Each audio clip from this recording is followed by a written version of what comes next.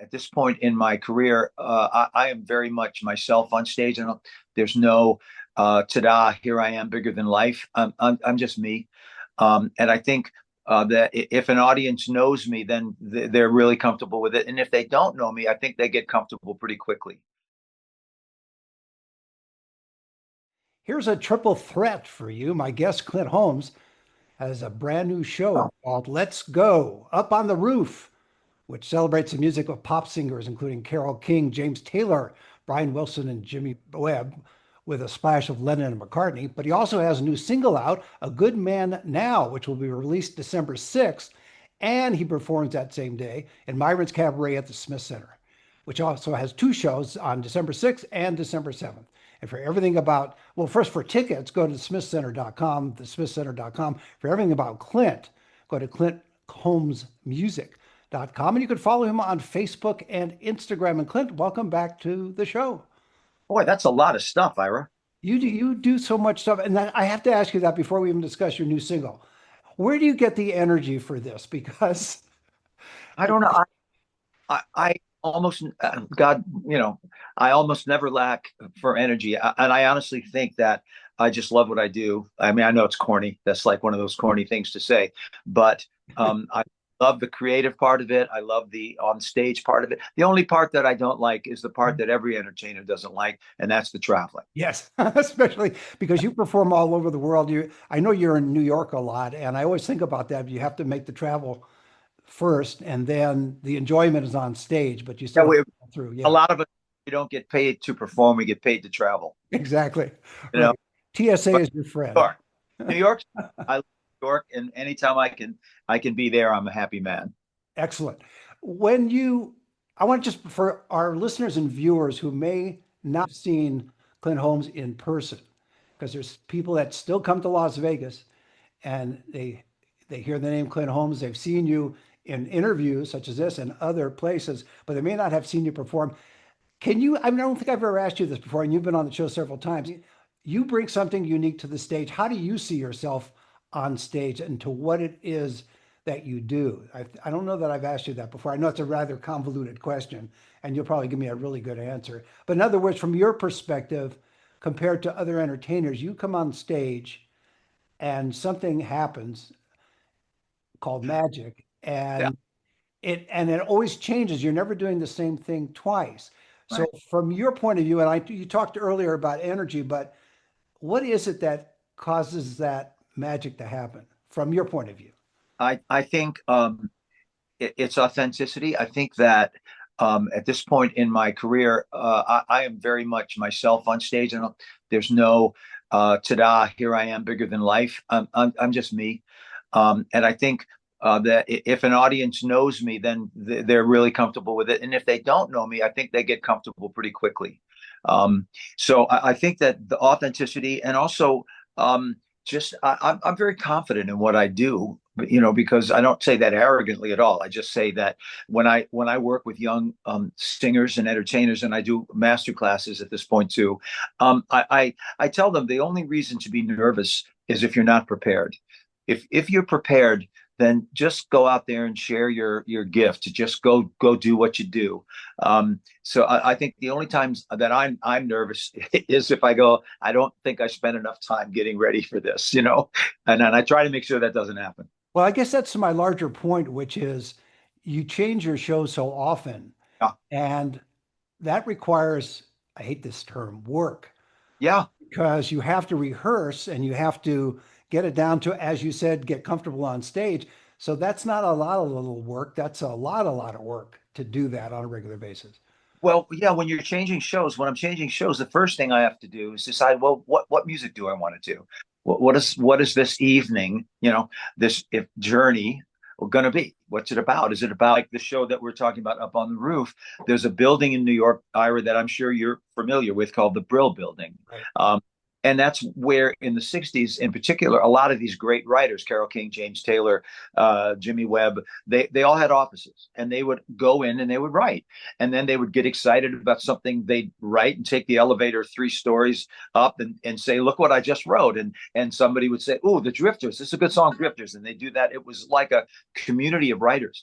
So I thought about that and how much that music, that era, the Bacharachs and the Carole Kings and the James Taylors, all those people influenced my life. And I thought, well, in a way, it's comfort food. You know, It is. I love these songs that I really haven't sung before or haven't sung in a long time. And I find so when I decided to do that show, that's what I did. I investigated those songs and picked them. So it's constant learning. It's investigating. It's researching, because I don't want to sing a song unless I know what the writer had in mind. And then after I know that, then I have to figure out what I have in mind. And you know, here you'll understand this umbrella. Why would I sing My Way? Because Sinatra already sang. I know what My Way is and why I'm singing it. So I kind of, I kind of use that as a bottom line. No, that makes perfect sense. We should also, I want to throw in one other name to your list, which is Neil Sedaka from that era. Yeah, absolutely. Yeah. Did you ever get a chance to say it again?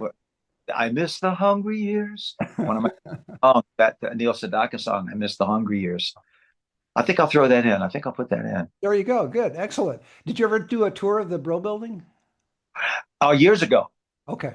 I was actually in New York about 3 weeks ago, and we went by the address, and it's something else now.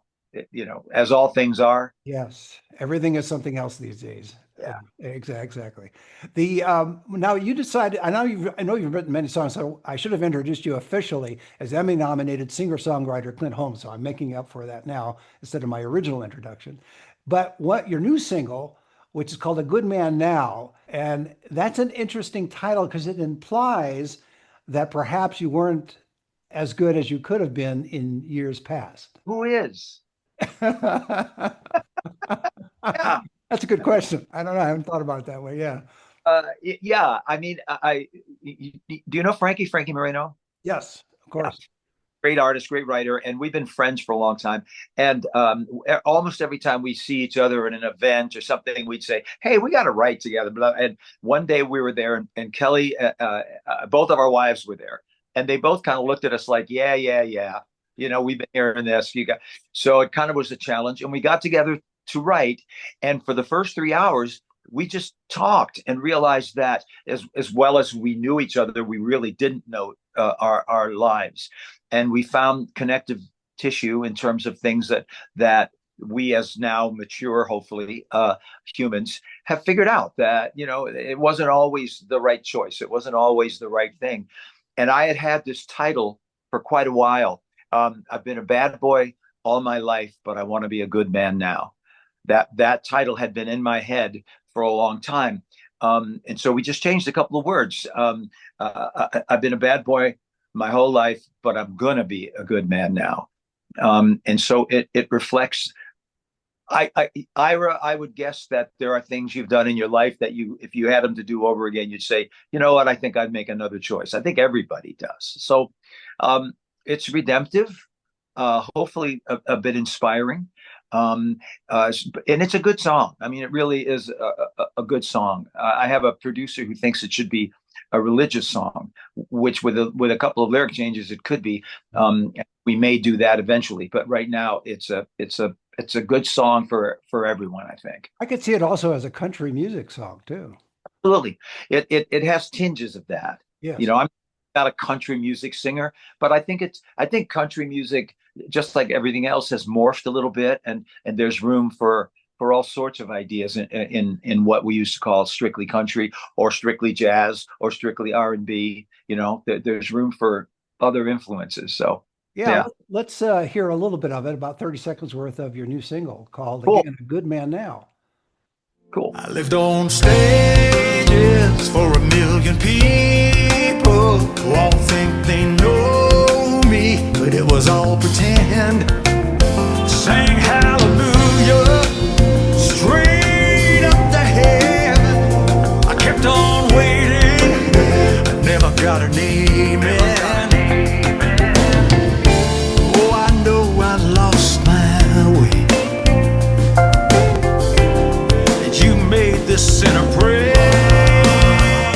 That was great. We got both the video and audio of you performing, which is always good when you can identify with an artist visually as well as from an audio I, standpoint. Ira, I think that's the first time any part of the video has been seen. Because like the record's being released on the 6th, and the video will follow. But that's exciting to have it out. This is like that thing that we wrote in, I'm going to say June or July, and kind of tried to time it to a good time to put it out, and here it is. So I'm excited. Time, absolutely. And it'll be available on clintholmesmusic.com. Yep, it will be. Excellent. You were talking about earlier being authentic, and I was thinking about that. And you also mentioned Sinatra, My Way, which I was thinking the two make a lot of sense in this sense. Sinatra generally was true to himself, but once in a while he would sing some song that they said he should sing, and it wasn't him, and it didn't work. Dooby dooby doo. Yes, Dooby. that would be one. Yes.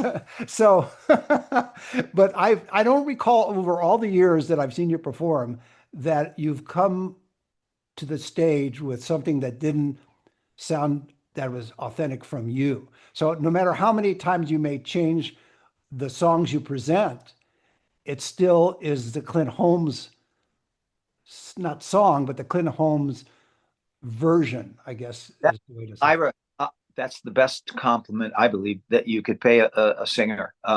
For me, again, when I'm teaching young kids, they're always singing the songs of the day, which is what they should sing. But I also encourage them to investigate the classics, and the conversation is always, if you want to sing a Billie Eilish song, don't sing it like Billie Eilish. Find out where your version fits.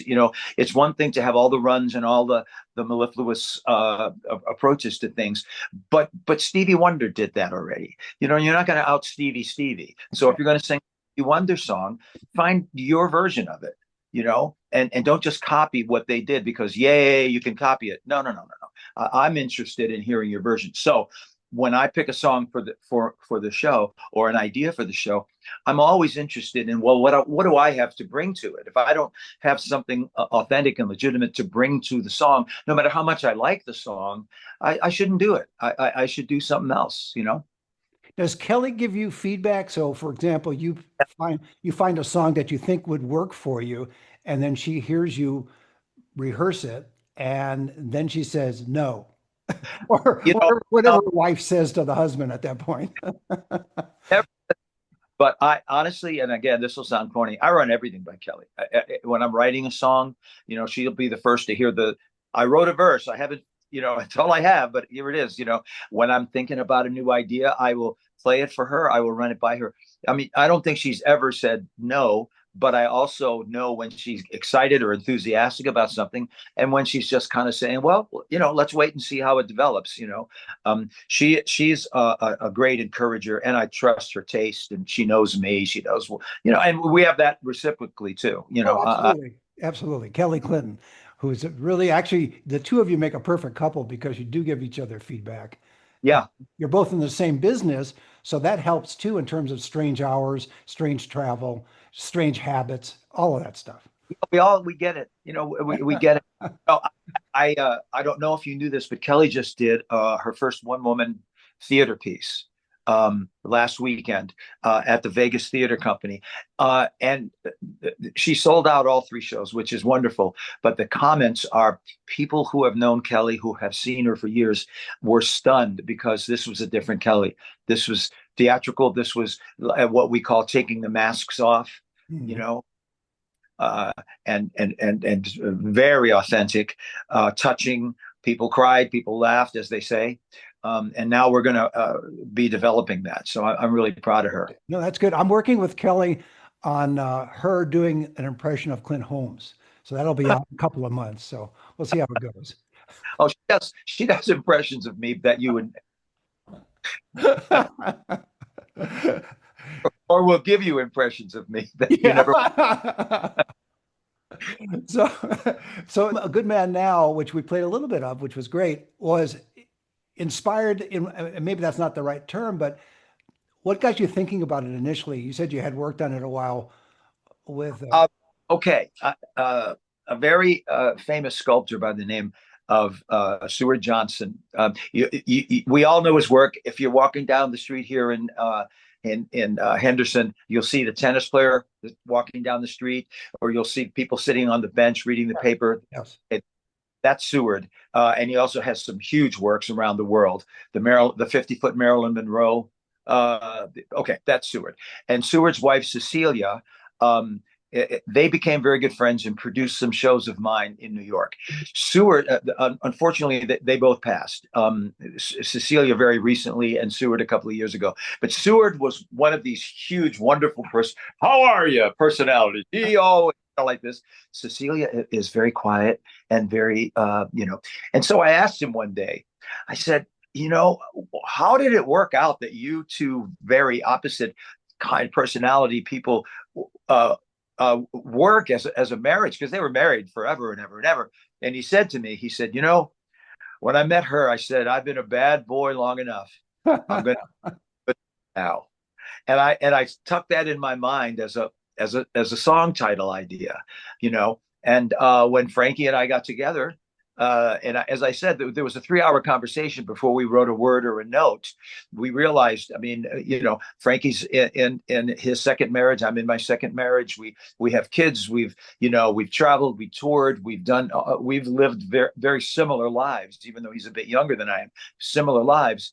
And I told him that title, and he went, well, there's the title we can share, Yeah, it's true. It's true. It's almost, two people who have gotten to the point where they have some wisdom and experience. Yeah. And now looking at life in that way, which is great. Because again, we go back to that word authenticity, which is thrown around a lot, but it clearly applies to certain performers. You're one of them, but there's a lot of performers, unfortunately, that are too, I don't know if it's insecure. It could just be the nature of the business. They don't want to reveal a lot of themselves on stage. When I was starting out in my career, I opened for some of the great comedians. That was, like Joan Rivers, like Cosby, like Bob Newhart, like Don Rickles, on and on and on. I opened for them, and I would watch them walk on stage and just absolutely be slightly bigger versions of exactly who they were off stage. Whereas singers would walk on stage, da da da da da da da da da da, right? And I watching them, I said, well, why do I have to do that? And I would say probably at least 50% of my shows open with something quiet, open with, it's kind of like, come on in with me, and we'll get to the bombastic because that's part of what I do, but always have to be, look at me, look at me. Harry Belafonte told me once that the first song in a show, all they really want to do is see your suit. Well, I think also your strategy works very well because you've always heard the thing about to get a crowd's attention, talk low. So yes, it's straining to hear and they'll stop talking in the audience. I think that's the same type of approach that you're using. Come out with a very slow ballad, and it makes you also vulnerable, appear to be vulnerable on stage because you're not trying to wow the crowd as soon as you come out. Roberta Flack and I were friends back in the 70s when we both lived in DC. And she said to me one night, she said, the difference between you and I is you go out and get the audience. I let them come to me. That stayed with you, didn't it?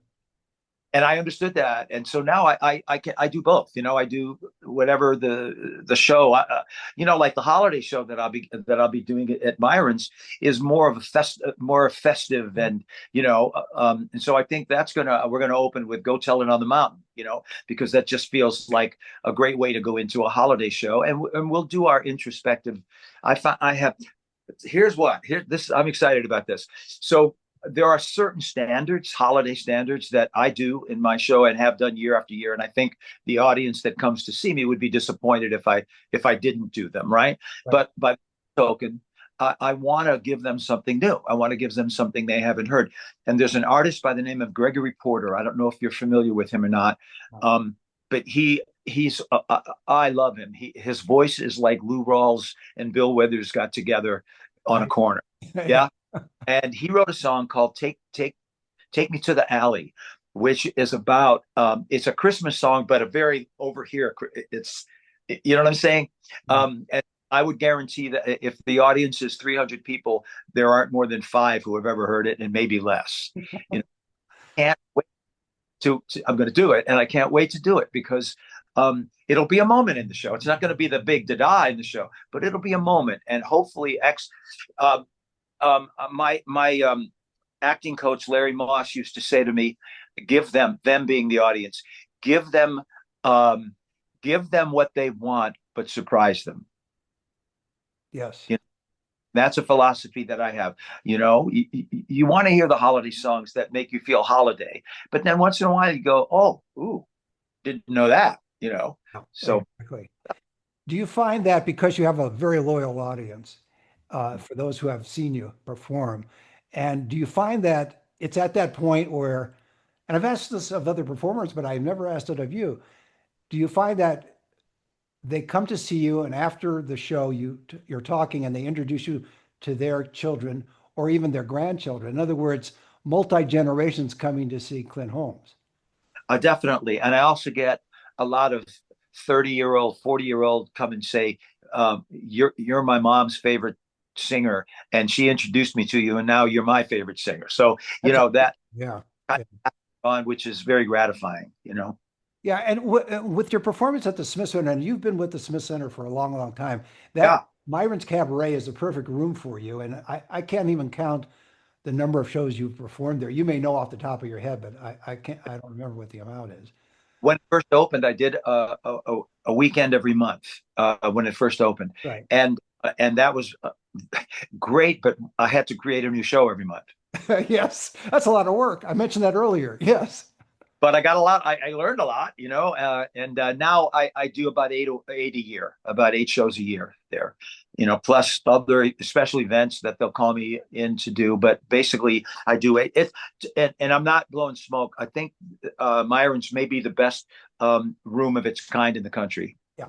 From Yeah, a lot of levels, including the audio, which I'm yeah, sensitive to. And yeah, it's always a good room for everything. Hey, I want to talk to you about I guess there's a documentary that's going to be coming out on you.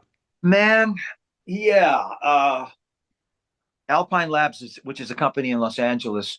The guy who runs it came to see me at Vibrato in Los Angeles and took me to breakfast the next day and broached this idea about doing a documentary. I mean, I know the story of my family. My Sure. mom, a white British opera singer. My dad was a Black American jazz singer, and my sister is a singer. And so it's kind of the genesis back in the 50s of an interracial family and interracial and musical family, and what that meant and how I grew out of that into whoever I am today.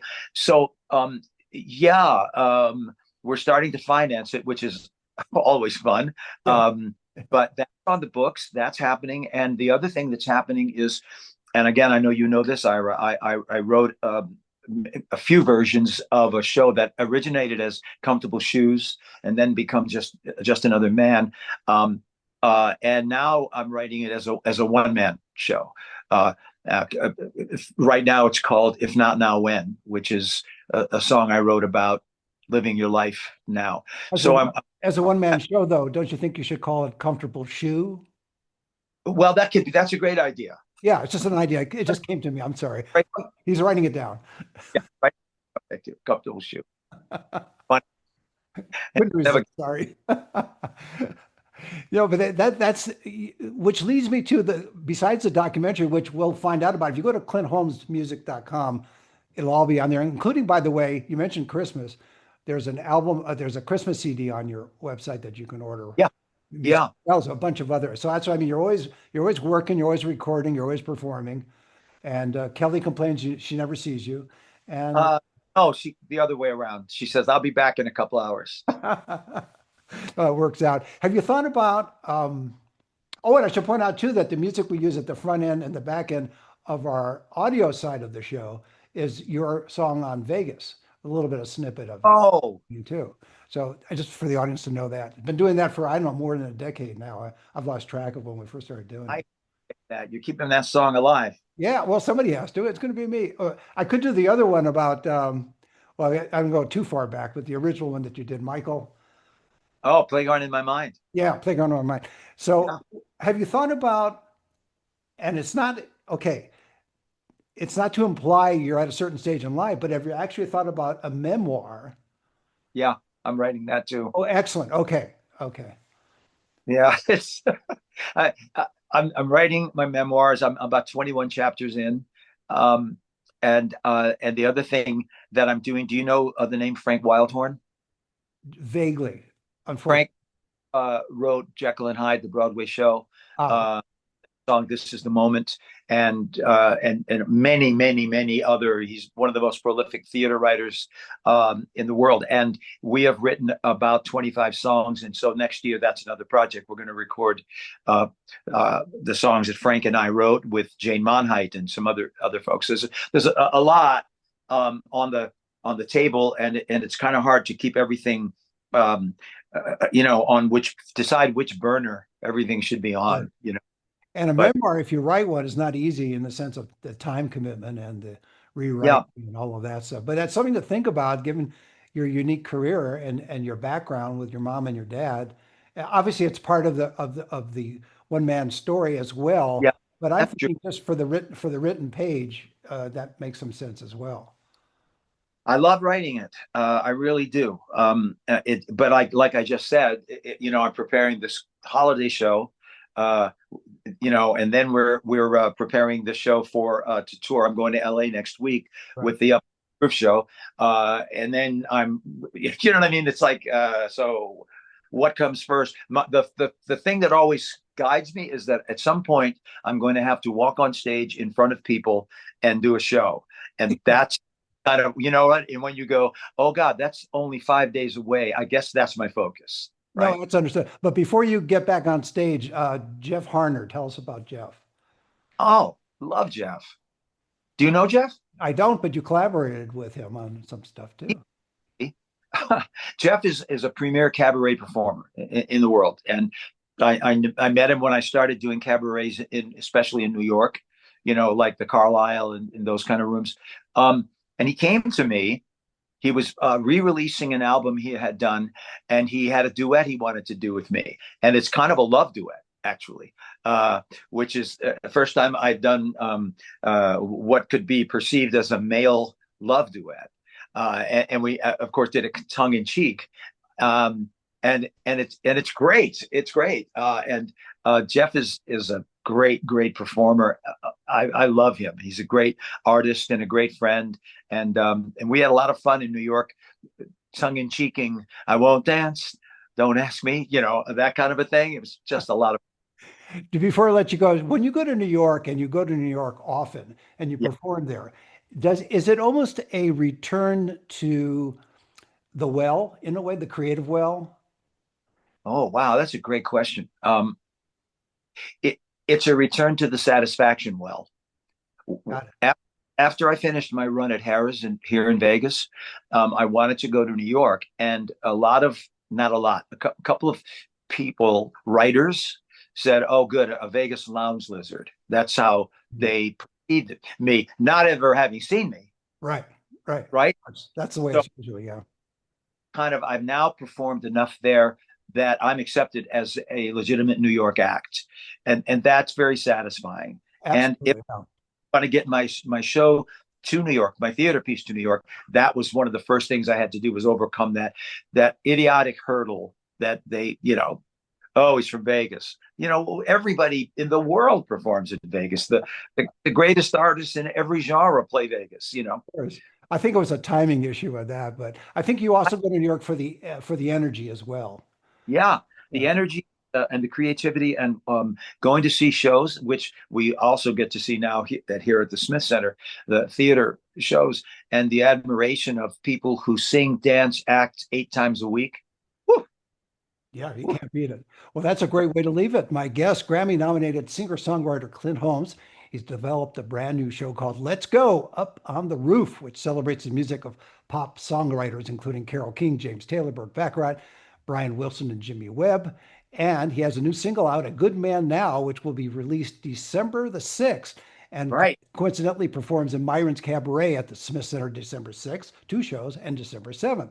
And for tickets, go to thesmithcenter.com for everything about Clint. And there's a ton of stuff. Go to clintholmesmusic.com, clintholmesmusic.com. And you can also follow him on Facebook and Instagram. And Clint, thanks again for being on the show. It's always fun, Ira. I love you, man. It's good to see you. Talking to you. See you next time.